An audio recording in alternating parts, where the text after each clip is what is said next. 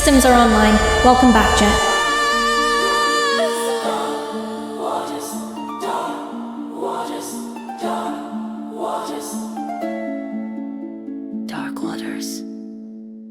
There you are, my beautiful people, and if you're new around here, welcome. For context, this video is strictly for entertainment purposes only.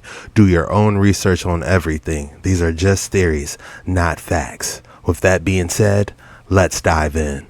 All right, this is one of my more favorite ones. So this one I've ran through several AI filters before. This is not AI, 100% not CGI. Like none of the detectors detect anything that says this was created by a computer.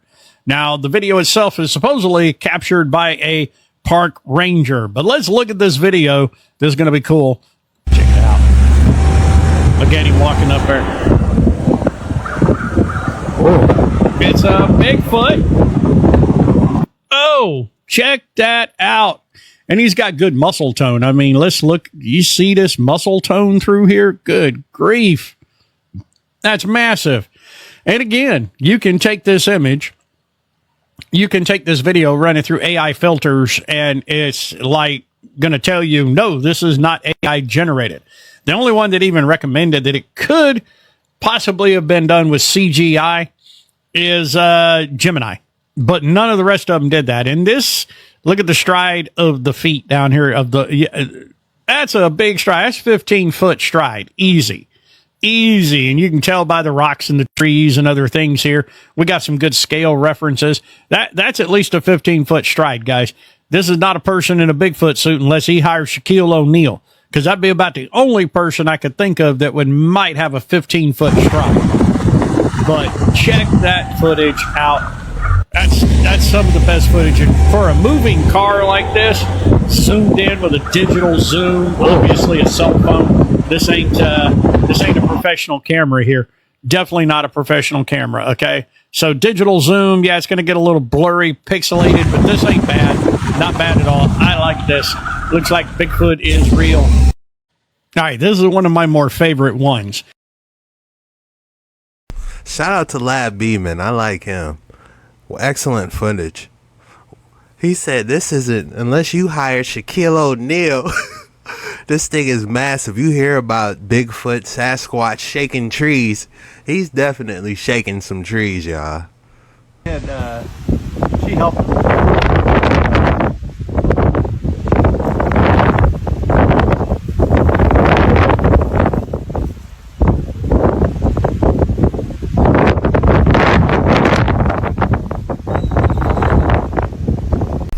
How insane are these colors? It kind of reminds me of, like, you know, you go to a gas station and you see like those grease spots where the gasoline's been pumping.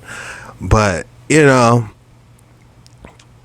it is beautiful colors, I'm not gonna lie, but it's just like it gives like a oily presence. You know what I'm saying? Or this could be natural. I don't know. Drop your thoughts in the comments below. So much is going on in our skies, it's hard to tell what's real and what's not. If you enjoy this type of content, please take this moment to hit that like and subscribe button. It helps the channel out, and I just want to say thank you for your support. Now let's dive straight back in. Alright, I gotta see this. UFO splits apart, then reassembles, seen in Delaware. This video you are looking at right here was recorded in Delaware. This strange UFO somehow breaks apart and comes back together. This is definitely some type of technology that we do not understand, that we have not reached yet. But this is definitely ET. Look how it flies off. Man, that's not no alien UFO. That's a Ark from Ark Raiders, man. I'll be fighting these things all day. If you're into gaming, check out my gaming channel. I'm going to be posting a lot more and going live over there. You already know how I get down. You know, I feel like these video games tell us a lot of stuff, just like how the movies do. And that could be a whole new genre we can be diving in. So please, if you're into that stuff, take that time to find me over there. I have a lot to say over there. Washington, D.C., there are 23 major zodiacs in that city, more than any other city in the world. One other thing you're going to love, I don't think it's not on this map. In the earliest plat of Washington, D.C. All the lots are numbered except one. You get up to 665, and then it jumps to 667, 668. So what's missing? 666, 666. And guess what sits on that lot today? The capital of the United States. Now, it's accepted by historians that the French Revolution was fomented by the Illuminati. George Washington, big Masonic. So they're passing along the ancient mysteries through Freemasonry. By the way, if you think that the Illuminati is just something you can laugh at and just some kind of boogaboo, here's a letter in 1782 from George Washington where he said, "It was not my intention to doubt that the doctrines of the Illuminati had not spread to the United States. On the contrary, no one is more fully satisfied of that fact than I am." These guys knew more about what was going on than we do today with all our modern technology and all our electronic communication. And if all that information wasn't enough to make you raise an eyebrow and go, the layout of DC itself has the Vitruvian Man and a pentagram inside the city structure, with the phallus of the Vitruvian Man being the Washington Monument. Washington. People in the comments are saying it is darker than that. Unfortunately, this is in every major city in the world, by the way. Wait till you find out that they're all connected underneath. Don't tell me I didn't believe. I believed so much, I gave all my money. I used to leave church and didn't have enough money to feed my kids after service. What the hell? Nobody does that because they're playing games. I was in church 5 days a week for almost 10 years straight. Nobody, that type of dedication, if you're not serious. You hear preachers preach messages like, "Let me see your checkbook. Let me see your checkbook. I'll show you where your heart is, because where man's treasure is, there will his heart be also." And here I am now saying, I gave more than all of you. I prayed more than all of you. I was devout, but I was more honest than all of you. I wanted to know what was true. I needed it proven to me. I didn't want to hear another message. I was sick of these lying pastors. God ain't talking to none of them.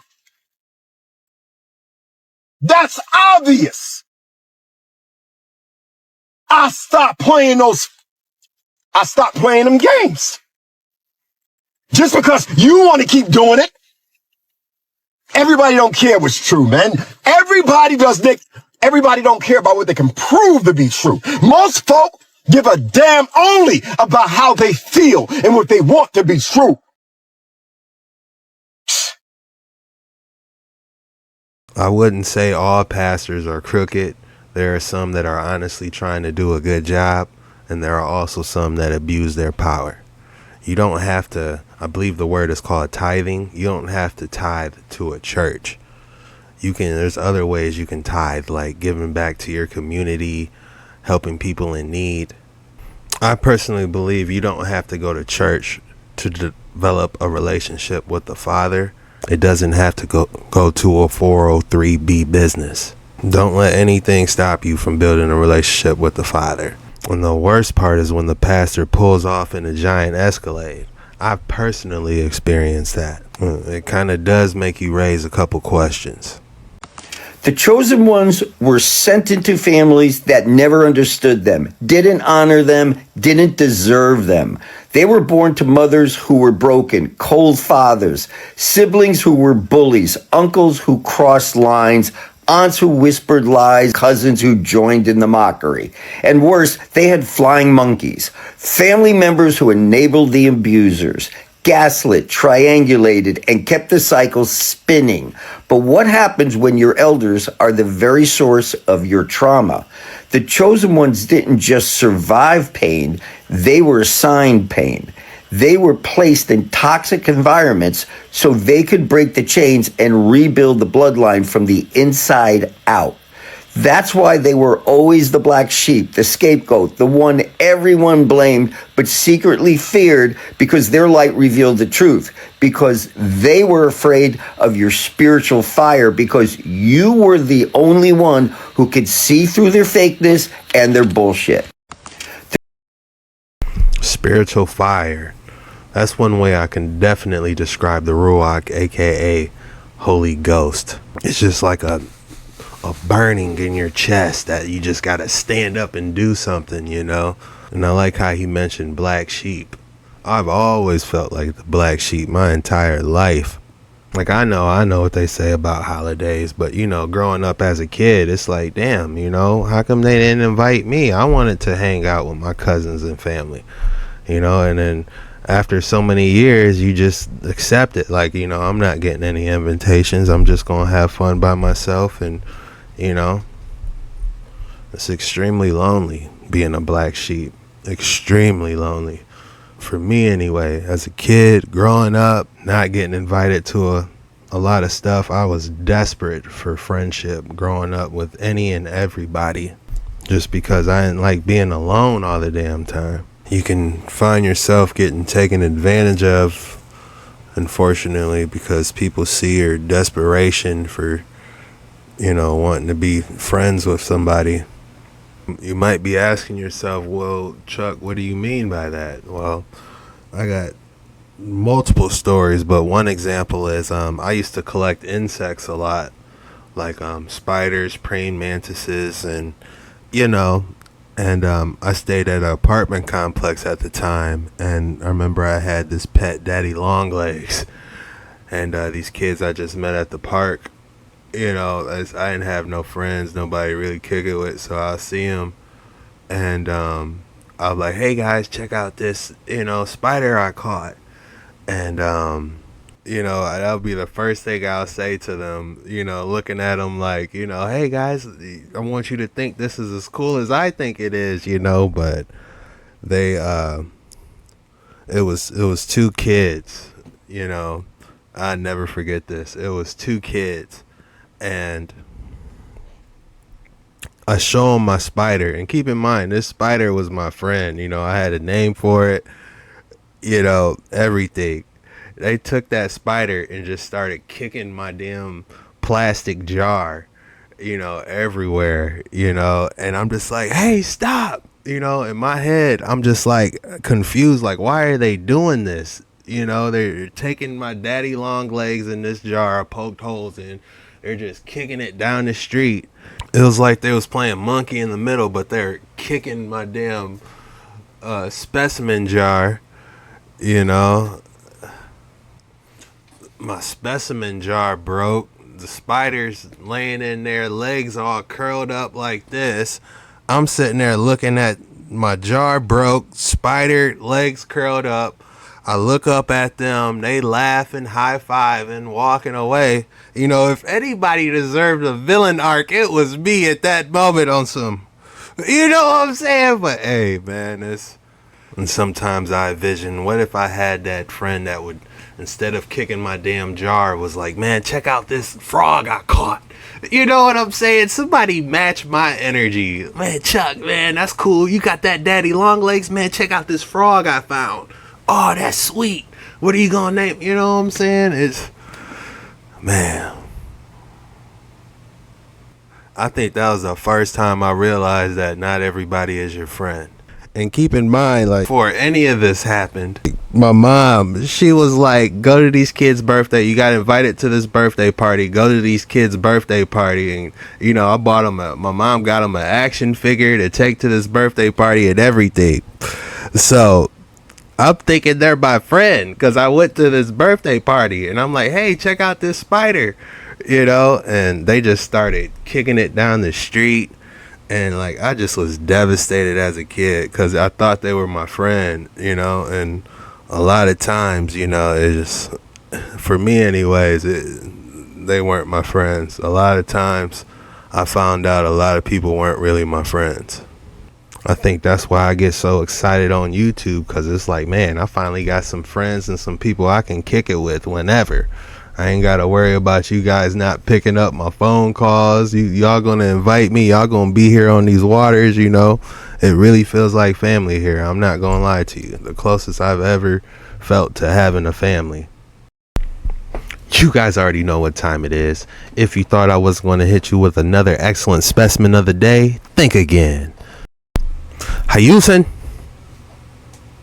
You guys see it. Grape agate. Agate. A-G-A-T-E.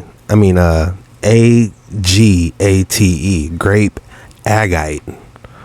With a starlight effect. This is actually a very beautiful specimen because of the color. I have one of these specimens myself.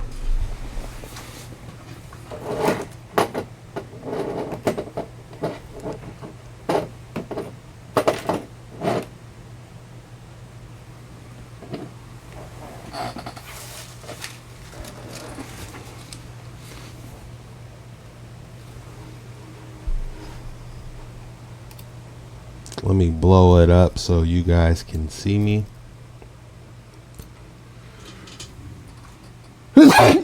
Bless me. Sorry about that. But here, I got 2 of them. This is my specimen. Not as clear as that one. I got this one for, I believe, like 30 or 40 bucks at my local gem show last year. And I thought that was a deal. I'm like, 30, 40 bucks for that? That's pretty cool. Here's a little insider about getting these gems. You'll have people, if you ever go to a mineral or gem show, you will have people looking at the same specimen you're about to get. They're like picking it up, putting it down. You'll go look at other stuff. You'll come back and it's a chance that the specimen will be gone. That happened to me a couple times with other pieces I was going to get. So you kind of get pressured a little bit to get a specimen you really like, or else if you put it back down, somebody might get it. So I had like 3 people looking at the specimen before I bought it. So I had to get it, guys, before somebody else did. Because they're one of a kind. And I got these. These were $7. I can't wait for the mineral and gem show to come back. I'm probably going to take a couple $100 and get some cool gems and get some more content for you. I actually had a lot of content from that Gem and Rock show, but I haven't had a chance to upload it and cut it up for you guys. That happened last year. I'm going to have to do that for the members. But the rating I'll give this a 8.2. This one's so clear, I would almost call this grape salmon eggs. That's the only thing that came to mind. Grape salmon eggs or grape caviar. Ugh. I know y'all can do better than that. That's the best I got. Here's a tip that could save your life this weekend. Before you start any campfires, give it a good look and make sure there's no fuzzy vines on it that look like this. This distinctive vine is poison ivy. Even if it's been dead for a while, it still contains the oil that'll make you have a rash. And if you burn this stuff and inhale it into your lungs, you could get a rash that could kill you. If you found this video helpful, like it and give me a follow. Shout out to Hunting Actor for that information. I actually think I've ran across this before over here. I personally, myself, live by this rule when it comes to plant life. If you can't identify it, don't touch it. I don't know the proper steps of properly identifying it, but one of the steps I can do is we could take a screenshot, or say if you're out in nature and you're curious cleaning up your property or whatever, take a picture of it, screenshot it, and then go to Google, do a reverse image search. Like, I'm gonna upload that screenshot I just took of that tree, and look what AI is telling us. The AI overview. I just took a screenshot of what he just showed us. The image appears to show a large hairy vine growing up a trunk of a tree. This type of growth of characteristics of a mature poison ivy vine. Now, you probably want to consult a professional when getting rid of that. Who knows how tall those things go up a tree? But if you're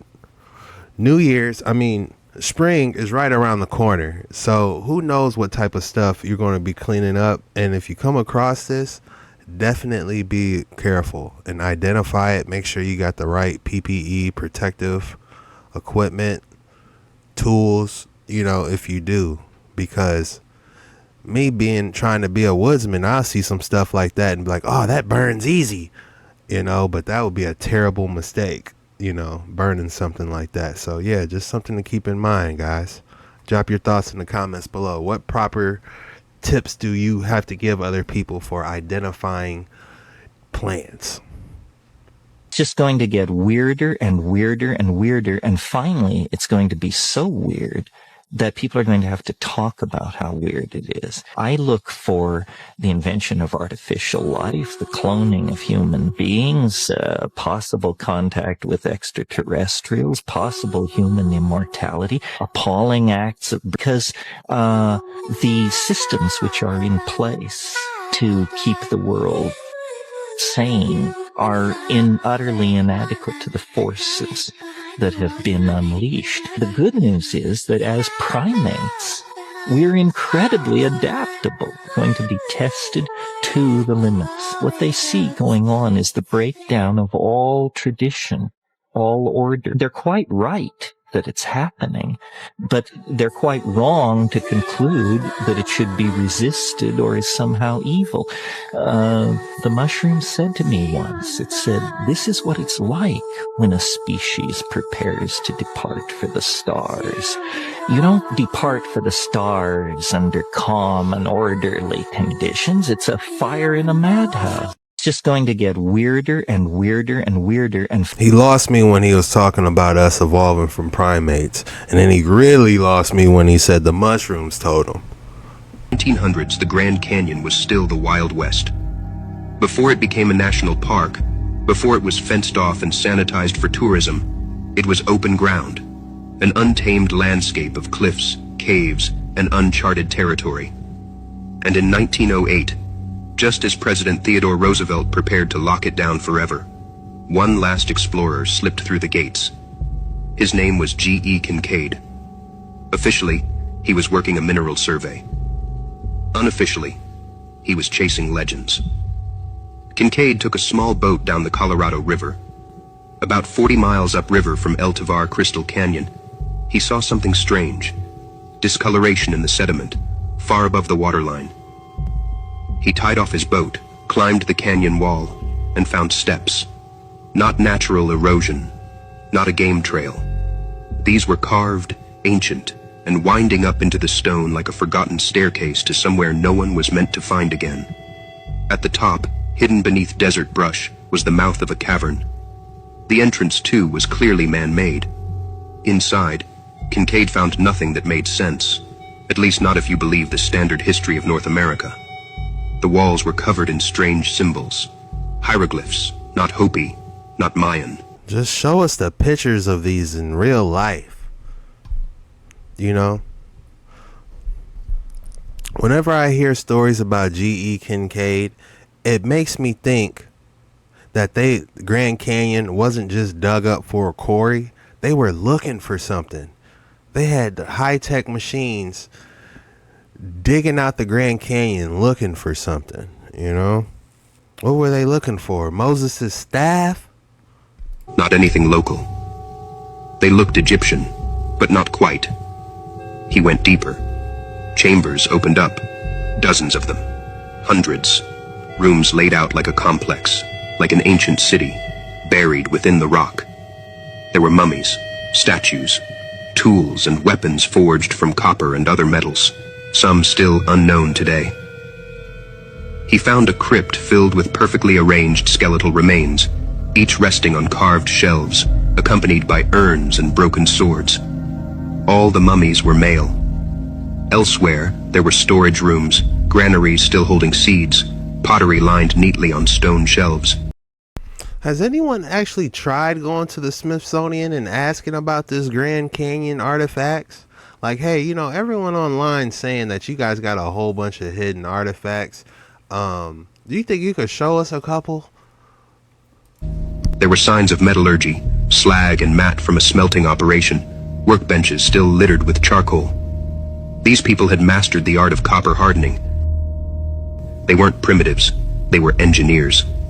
And then there was the statue, a massive figure carved from black stone, seated cross-legged in the lotus position, a flower in each hand. Not Egyptian, not Native American.